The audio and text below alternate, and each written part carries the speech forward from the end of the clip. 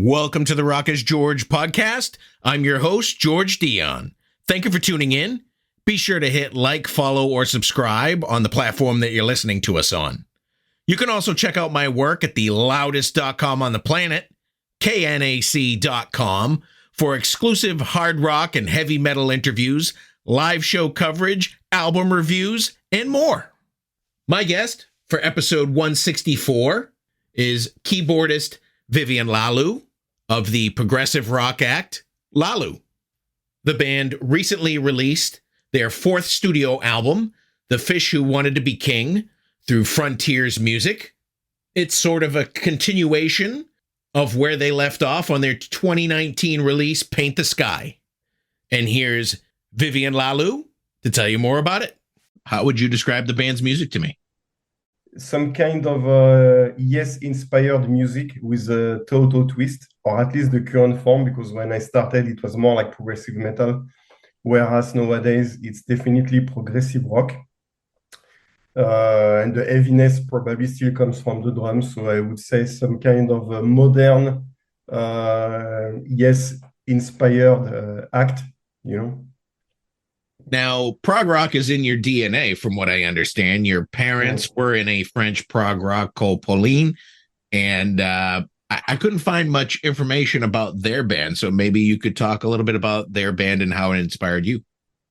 Yes, so it's right. My parents were musicians and had a band in the 70s named Pauline, and my mother was keyboard player, so she was actually pregnant and I was inside her belly while she was on stage playing keyboard, Moog and stuff. And my father was the guitarist and singer. And they, outside of their own music, they were playing songs of Kansas, Yes, stuff like that. You know? And I grew up surrounded by their music, their instruments, the music, all this progressive music from the 70s. So I am a real prog-born kid. I was already sitting on the lap of the drummer at 2 years old. You know, I've been very lucky to have musical parents. And as a matter of fact, I started composing my own songs very early.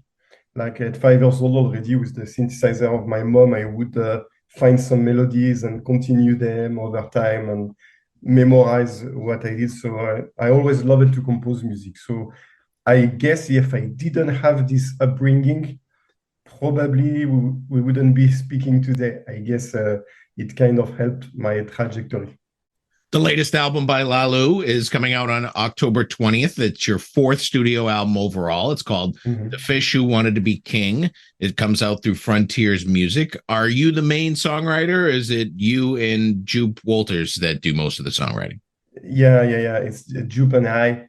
Like historically, I used to write songs all by myself. That's including guitar riffs, bass lines, drum grooves, everything. And for this one, I kind of wanted to do it in a different way. And so I would just start with basic instrumentation using my pianos, my synth, playing some really rudimental drums by myself, you know, with samples. And then JOOP would take those ideas and add some guitars on it. So, of course, this would inspire me so much that when he would send it back, sometimes I would change a little the song, extend some parts and stuff like that, you know. It was really a first for me. Not really a first because JOOP and I already wrote songs together, but at least under my moniker, you know, under the name LALU, it was really a first. And I trust him, obviously, 100% for that. And it was kind of the same, actually, with all band members. Like, after JOOP and I kind of came up with a structure, we would forward it to the other guys, and they would come up with drums and extra stuff. For example, Damian, who is writing lyrics and singing, has 100% freedom when it comes to write lines and words. And that was the goal, I think, to give everybody max freedom. Is this album a concept album, or is it just an album of similar themes? It is a concept album. It's following up after the previous one, Paint the Sky. And Damian wanted to continue to tell the story of those characters that he created, the travelers. And in Paint the Sky, he mentioned them going on space rockets, you know. They were leaving the planet Earth. And the new album starts kind of harsh because you learn that the rockets have exploded. And yeah, it starts off where the previous one ended, yeah. Vocalist Damian Wilson joined the group for the last album, Paint the Sky. How did you recruit him for Lalu? Well, I knew him since a long time ago. Since the early 2000s, we already met quite a few times in the Netherlands and in France. And we were in touch during the MySpace times, you know. We wanted to do something together. I had some ideas about some kind of fairy tale in music with him on vocals, but it never happened. We never had the time to collaborate together.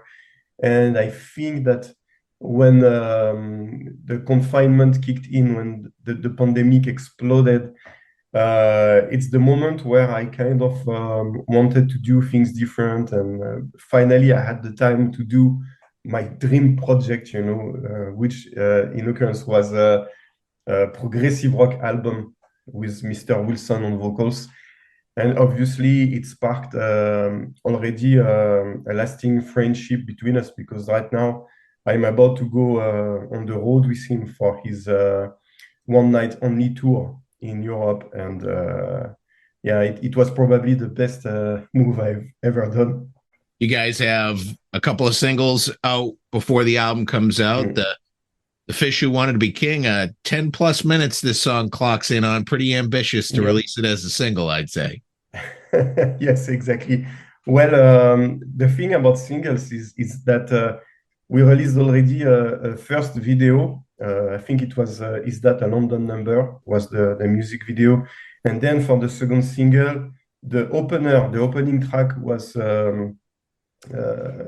proposed, you know, as a single, but I didn't want it, because the last thing you want is people, when an album is released, the first track they will hear is the single they have already heard months before again and again. And I said, no, we have to keep the opener as a surprise.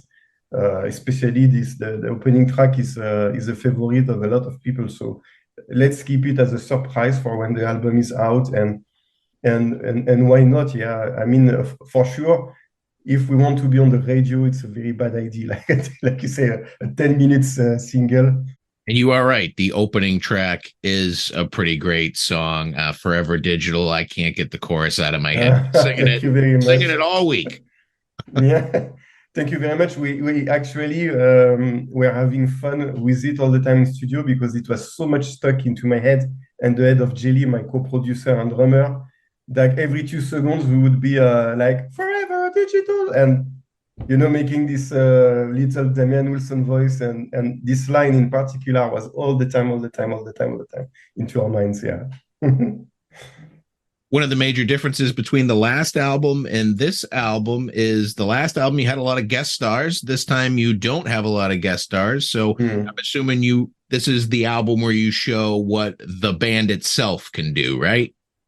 Exactly. It's exactly like that. I really wanted to do something more intimate and which sounded more cohesive, that you can really hear a band playing. And also the fact that we could all be at the studio with Jelly, at his studio, you know, and spend time with Damian here, recording also the vocals there physically, as opposed to from distance as it was last time. It was a big deal, you know, and I think it made no sense to have guest musicians. However, that being said, since the beginning, I didn't want any guests, but I ended up asking Matt Daniel, a great keyboardist and organist from Netherlands, to join us, because he was playing together with Joop in a cover band, and this guy is flat out amazing. I think you heard maybe his piano solo on the instrumental track. He's really great. And I was thinking that instead of using him, sorry, you hear my dogs in the background. somebody rang the door. Instead of using a guest, I told him, you know what, let's put you into the main lineup with us, on this album. And really, we work like a band. He had also the freedom to come up with his own, he proposed a lot of parts. You're not the first musician whose dogs interrupted an interview. So what kind of dogs do you have? Miniature pinchers. Doberman, yeah. Miniature Dobermans. So they're little tiny vicious dogs. Yes, and they have never, I think they have never beaten anybody, and they are absolutely not scary. Like they are barking like this, but if the post office is coming and we open the door, one of them will already have a ball into her mouth and wants to play with them. I'm sure that home jackers, it would be the same. They would come with a ball and want to play with the home jackers. The latest album is like perfect for a vinyl release. You don't have a vinyl release for this one. I assume this is because you're a newer band on the Frontiers label. Yeah, exactly. They kind of, and I understand that, they kind of want to see the amount of sales, pre-sales, and then sales in order to issue vinyls. It's true that they have the file. We already delivered everything, including artwork for vinyl, but it's up to them definitely. But I agree with you completely. For example, my daughter is a fan of rock music. She is listening to a lot of LPs, which is crazy to say in 2023. Like my 16 years old daughter is buying LPs. But yeah, she would have loved, and a lot of people around me would have loved to get their hands on an LP version. But yeah, we've got room to grow still. You and guitarist JOOP WOLTERS, you got a long relationship that goes back beyond Lalu. How did you guys first end up meeting each other? Oh, I remember in the early 2000s, back at it, even before I met Damian, when social media didn't exist yet, he had a website for his band. And I remember I was searching a guitar player for my first record. And I went to his website and there was an audio player. And there was a guitar riff which started to play. It was in the time where you could put music in your website. It wasn't blocked by a browser or anything. And by the way, some people abused it. But that's how I heard this guitar riff. And from one single riff, I knew that this guy was going to be my guitar player. I know it's like love at first sight. I wrote to him and I said, man, I love so much your touch. It's incredible. I'm looking for a guitar player. And he proposed me to meet him, over in the Netherlands, and rest is history. We have been making music and been on record for more than 20 years together, just through the power of music. It's incredible. And you both appear on this album behind me. It's A to Z, yes. With Mark Zonder. I spotted the art just before. Yes, exactly. Yeah. Fantastic album. I pretty sure it was my album of the year last year. You guys did a great job on this. Not prog rock, it's more arena rock. So how did you end up working on this project? Wow. Then I think that first of all, thank you very much. I also love this album very, very much. I was introduced to Mark Zonder via a common friend who's called Matt Guillory. Who was, composing and playing keyboards for James Labrie. I think you must know Matt, because Matt was unavailable and he gave my name. So Mark contacted me. And I remember that at the time I was in Greece and I received this message like, is it okay if I forward your info to Mark Zonder? Because I'm not, and I was like, you are kidding me. Like I couldn't believe it. I was a big fan of Mark and everything, from, for example, I was listening to a lot of Parallels when I was young. I was listening to his work with Kevin Moore, the Chroma Key album was mind-blowing. And so I immediately went out to purchase a keyboard while I was in Greece. And I said, yes, sure. And I started to work immediately from Greece. I went to buy a keyboard just for that. Because I was supposed to be on a vacation. I was any keyboard or equipment, and I went straight to buy something to get started. Yeah, that's how it happened basically in the beginning. Now, from what I understand, you and Jupe won't be on the second A to Z album. Yeah, exactly. I think Mark, yeah, it's presented as a band, but it really is like maybe a band project. It's really Mark's thing, and he sees something different for the second album, which is totally fine for us. And we obviously wish them, to continue to enjoy what we could enjoy already with the first, because I am also very proud of what we did, the first album. I mean, we've spent quite some time working on this one. It's has a special place in my heart because it was over, I mentioned before the pandemic, the confinement, and it was actually written during those times. Yeah, it means a lot to me, and it's all good. Well, it'll certainly hold its place in history. Plus, you have a vinyl, right? Yes, totally. I actually have it also as a vinyl hanging in my living room, just like you. Yeah. Now, there's rumors that Lalu might be playing Power Prog USA 23.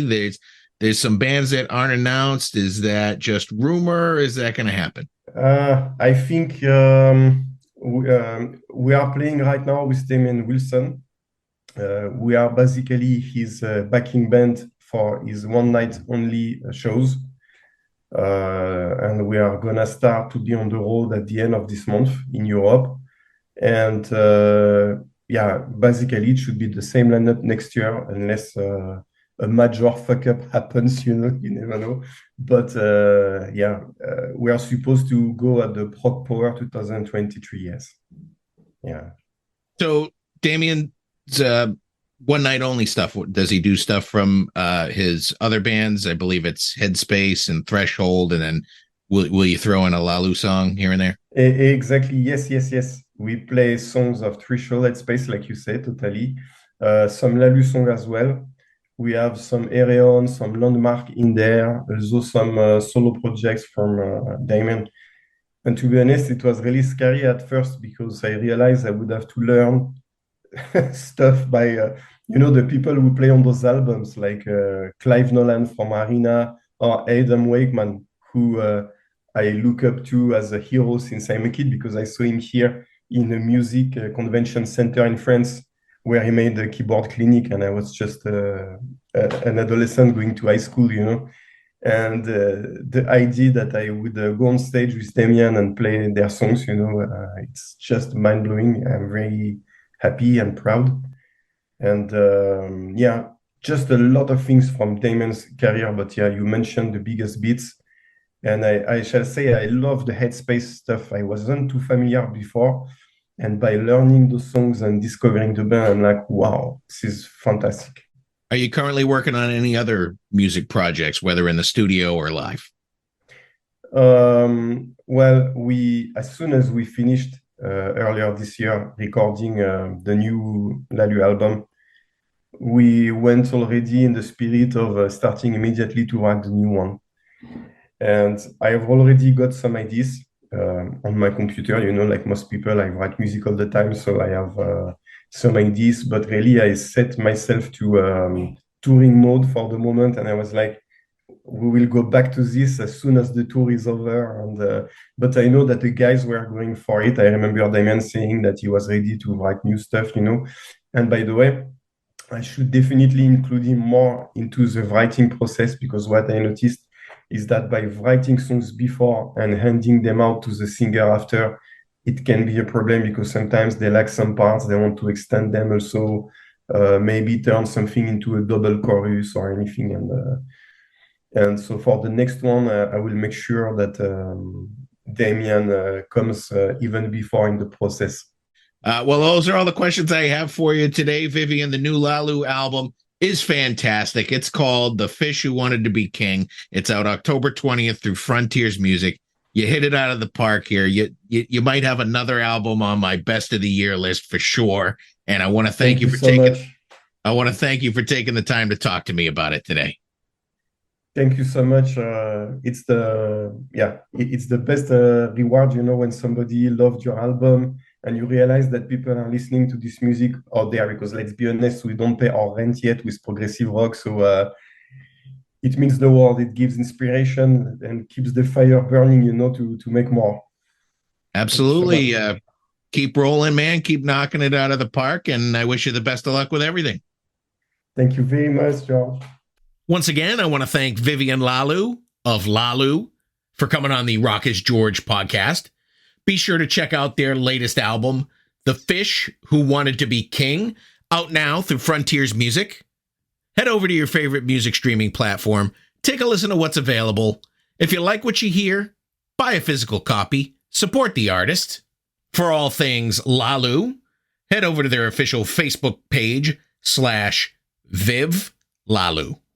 I also want to thank John Freeman of Freeman Promotions and Frontiers Music for making this interview possible. You've been great. I've been George Dionne. Discover your next favorite artist on the Rock is George podcast.